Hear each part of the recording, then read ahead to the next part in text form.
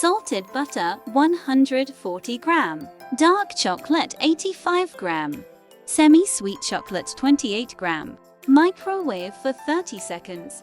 Mix it in between intervals.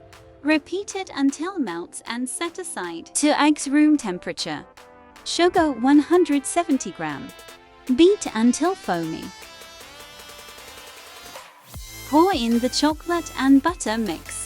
Whisk in together until combined.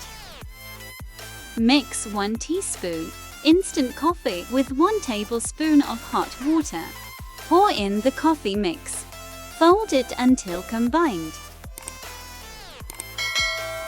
All-purpose flour 65 gram. Cocoa powder 35 gram. Sift it well. Gently fold them into the batter. Dark chocolate chips 60 gram.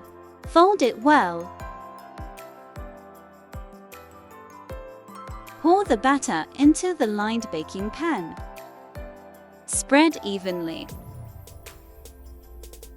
Few dark chocolate chip on top and preheat oven at 150 degrees Celsius for 25 minutes. Enjoy!